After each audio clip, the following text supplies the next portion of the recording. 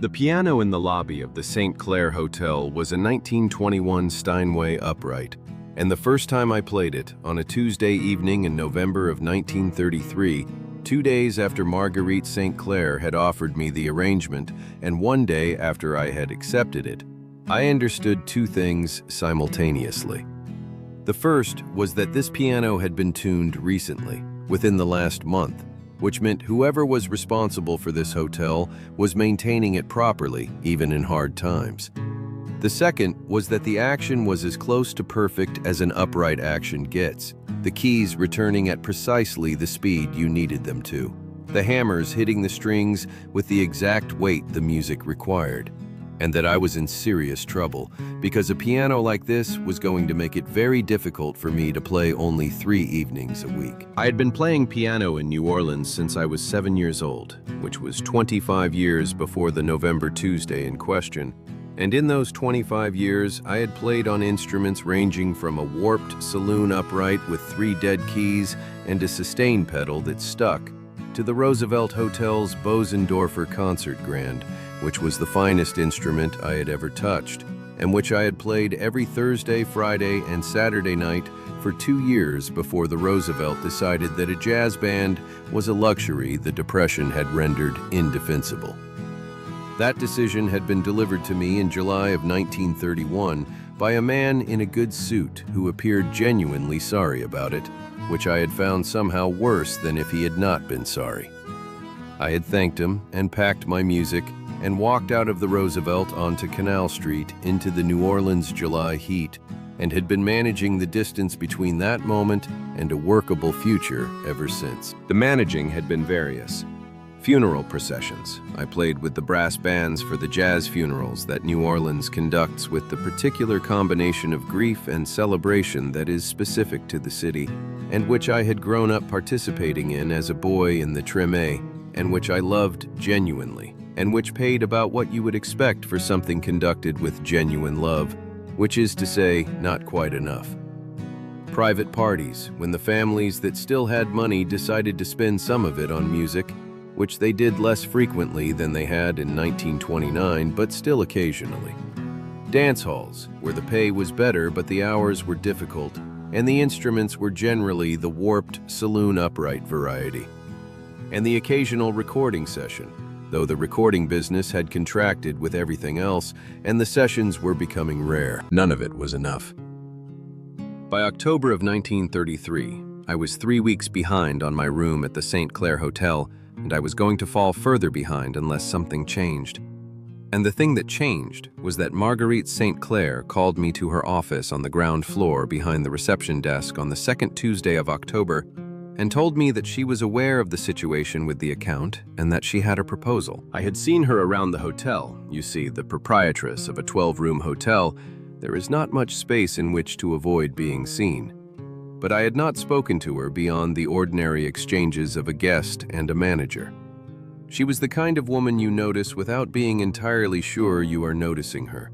Composed and quiet, present without demanding attention, managing the hotel with a capable efficiency that was visible in its results rather than its operation.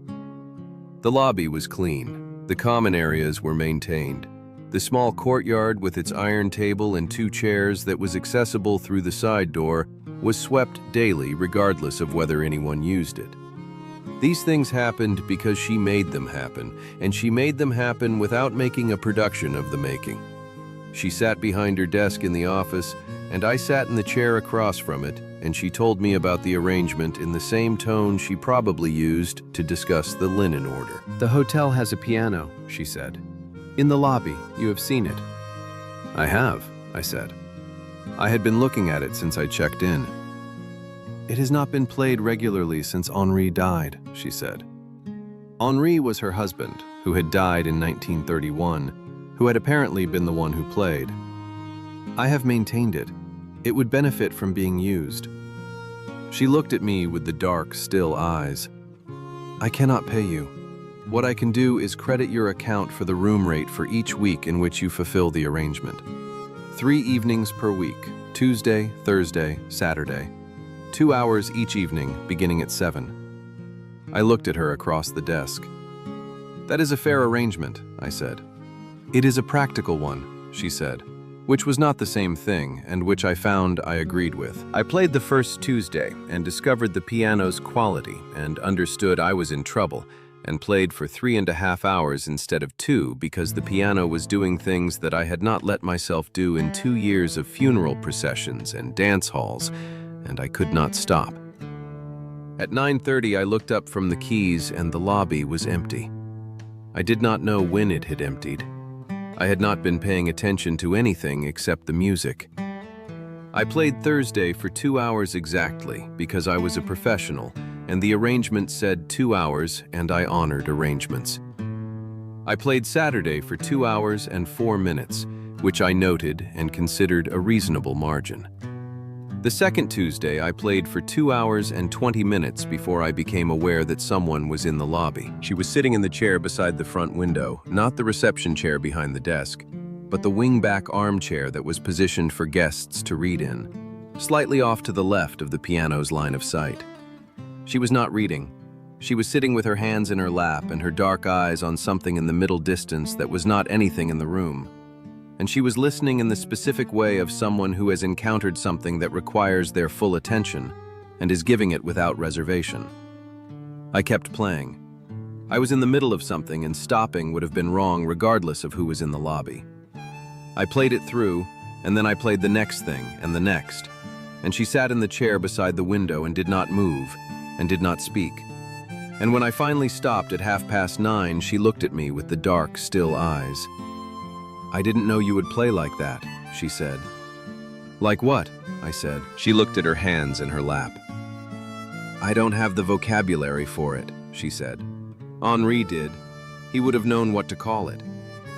"What did Henri play?" I said. "Chopin," she said. "Some Debussy. He was classically trained. He was very good." She paused. "This is different from that." "Yes," I said. She stood and said goodnight and went back through the door behind the reception desk. I sat at the piano for a while after she was gone and looked at the lobby, the worn rugs, the iron chandelier with 2 of its bulbs out, the courtyard door, the chair beside the window. And then I played for another 40 minutes because the thing I had been in the middle of when she arrived had not fully resolved, and I needed to finish it. She was in the chair the following Thursday and the Saturday after that. She did not always come down. Some evenings the chair remained empty, and I played to the lobby, and the lobby received it without comment, which is what lobbies do. But she came down more often than not, and I noticed when she did, and I noticed when she didn't, and I did not examine the noticing because the examination would have required a conclusion I was not yet prepared to reach. What I can say is that I played differently when she was in the chair. Not for her. I was not performing for her, which is a distinction that matters to me. I played for the music, which is what I always did. But the music I reached for when she was there was different from the music I reached for when she wasn't. When she was in the chair, I played the things that were hardest to play, the things that required the most of me, because the piano was good enough for those things, and she was listening with the kind of attention that those things deserved.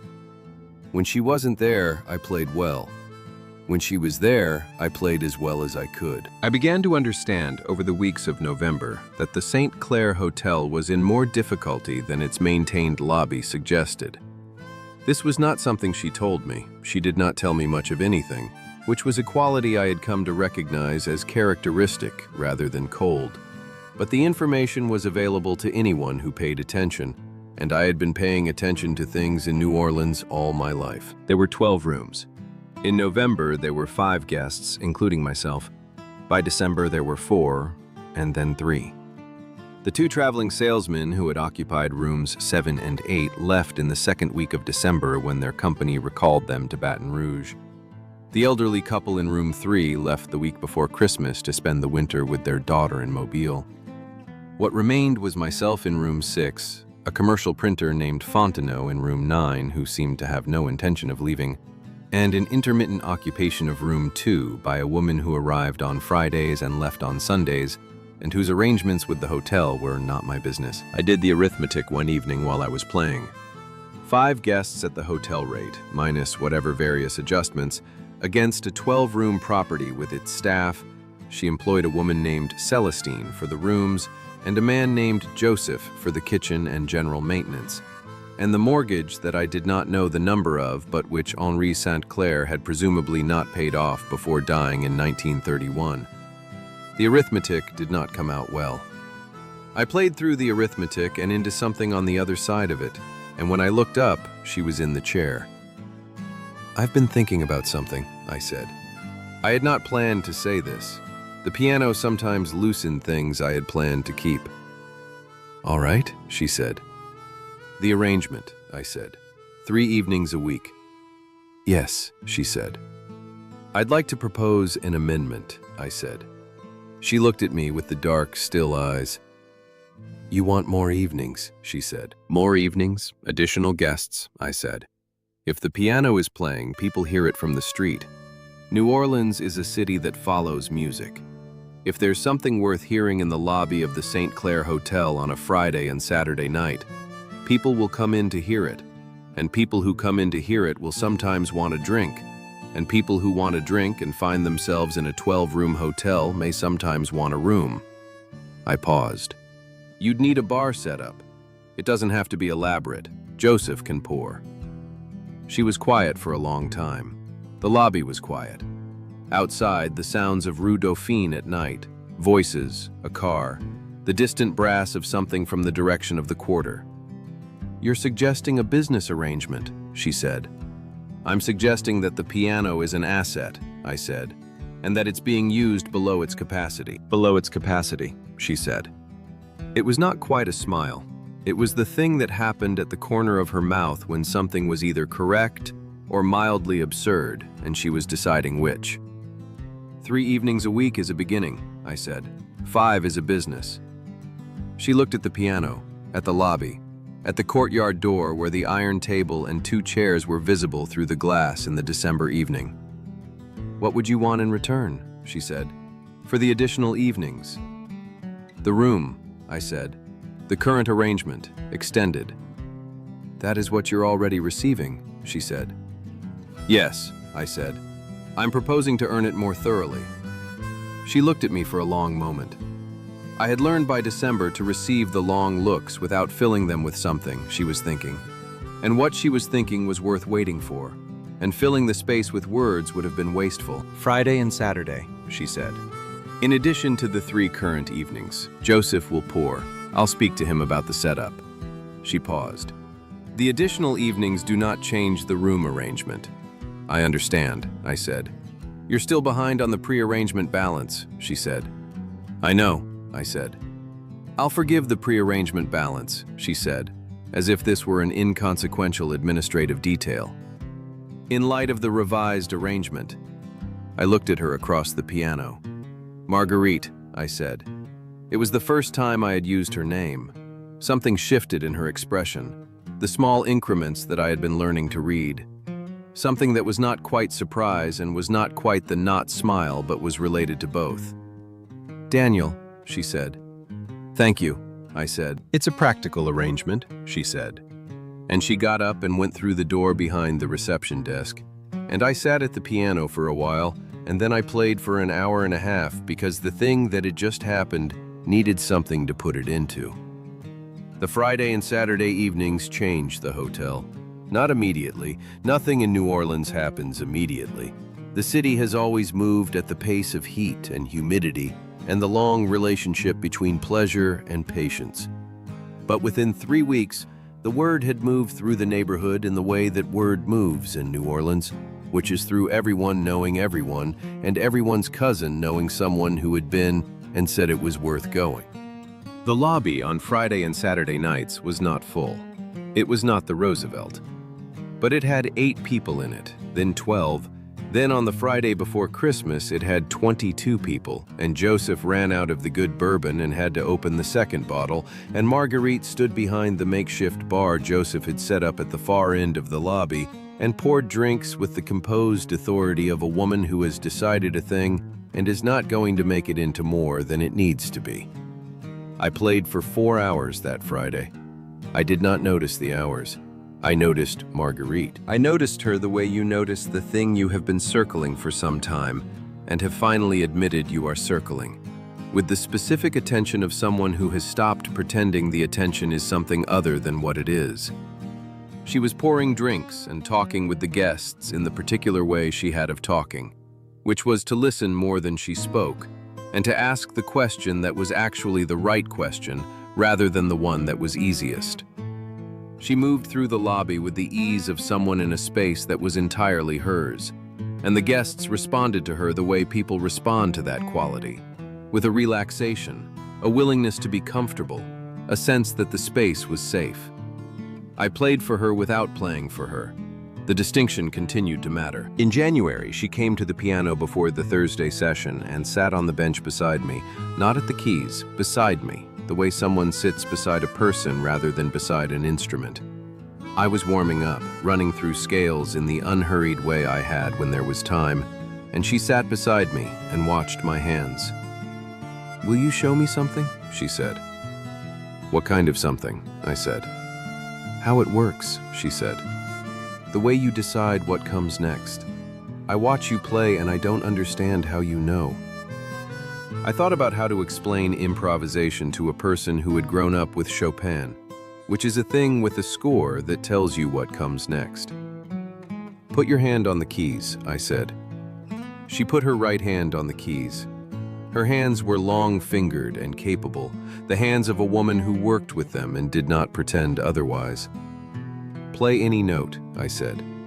She played a G. "Now play whatever comes next," I said. "Don't think about what should come. Play what wants to."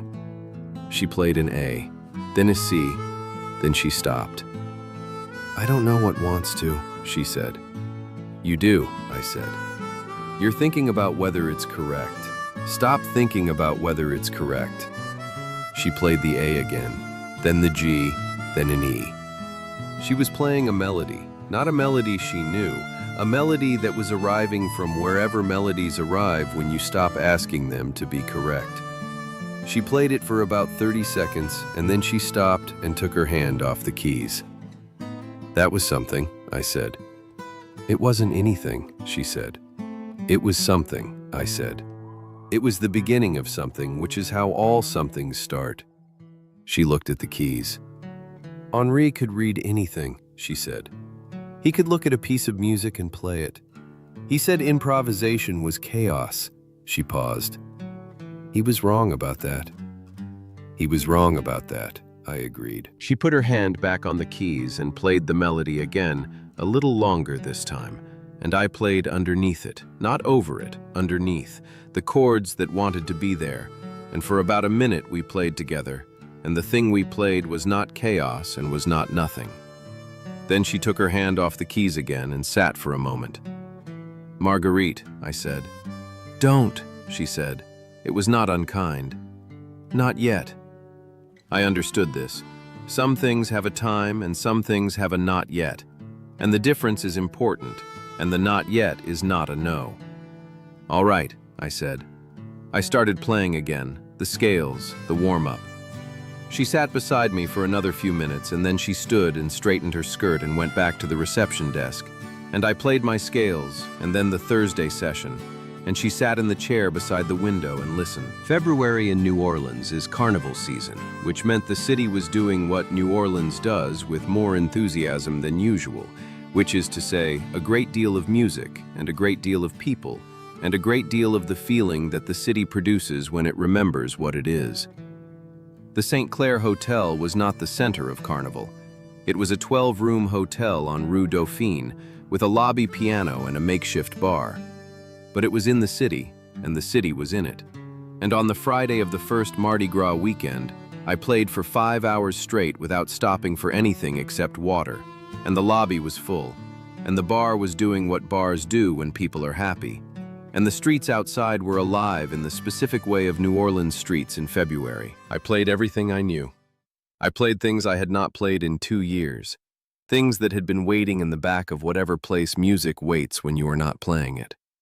I played the Roosevelt material, the good songs from the years when I had the good piano, and the good room, and the band, and the life that had made sense. I played the older things, the Treme things, the music I had grown up with in the streets and the churches and the second-line parades of the neighborhood I was from. I played things I had never played before, and would never play exactly the same way again. At some point, I became aware that the crowd in the lobby had gone quiet in a way that was different from the ordinary quiet of people listening to music.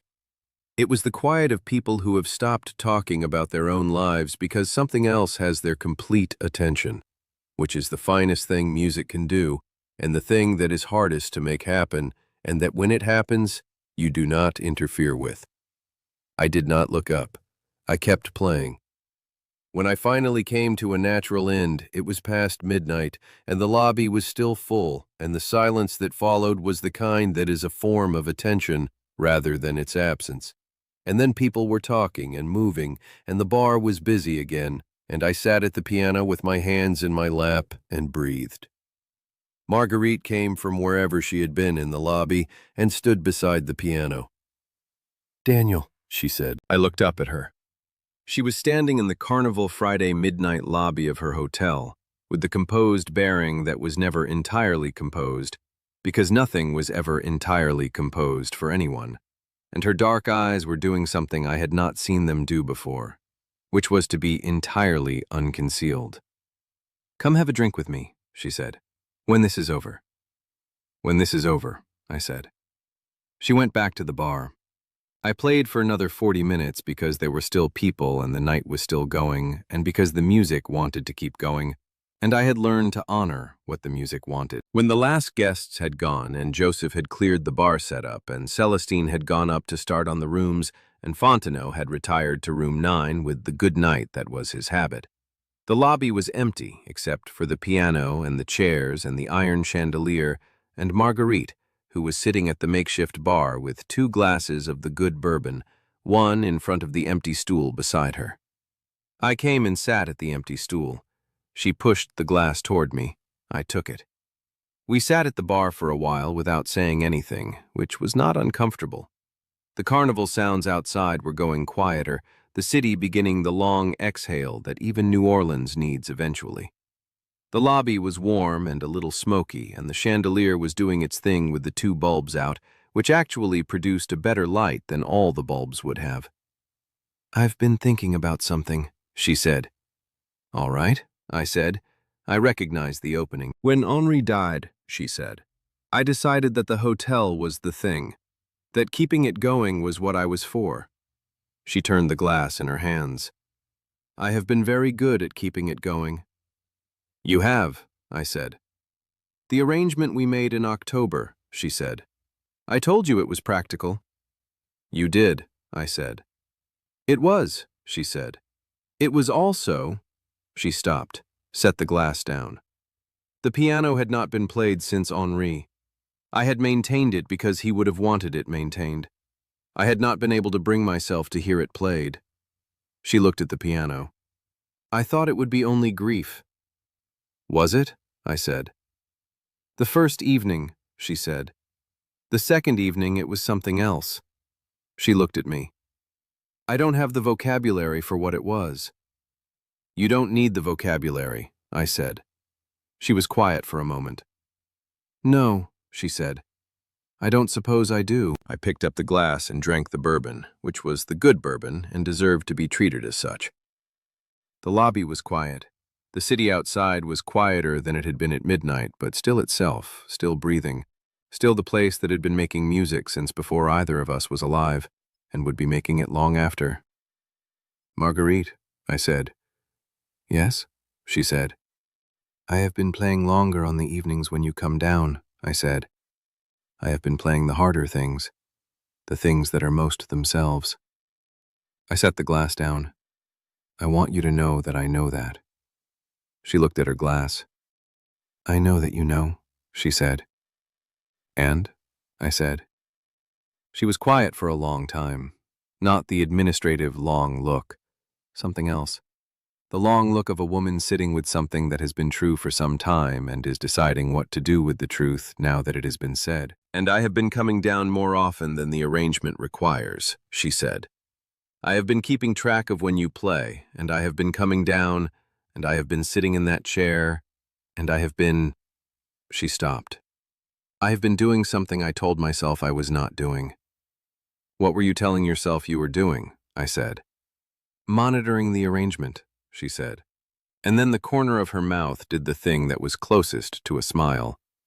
"I am not a convincing liar, even to myself." I looked at her in the carnival night lobby of the Sainte Claire Hotel on Rue Dauphine in February of 1934, and I thought about the G she had played, and the A and the C, and the melody that had arrived when she stopped asking it to be correct, and about the Tuesday in November when I had played for 3.5 hours because the piano was good and the music needed somewhere to go, and about the chair beside the window and what it meant that I had started noticing when she was in it and when she wasn't. "Marguerite," I said, "I would like to play you something, specifically for you. Not for the lobby, not for the arrangement, not for whatever word you'd use for what's been happening since October. For you." She looked at me. "Not tonight," I said. "Tonight is too much of everything. But I'd like to, if you'll let me." She was quiet for a moment. Then she picked up her glass. "Sunday evening," she said.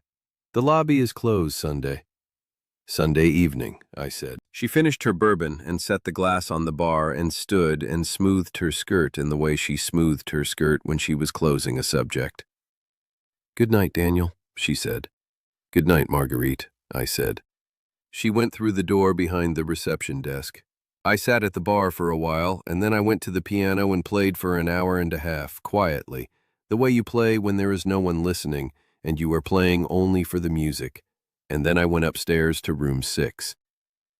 On Sunday evening, I came down at 7 and opened the piano and played for 2 hours, and it was the most complete thing I had played since the Roosevelt.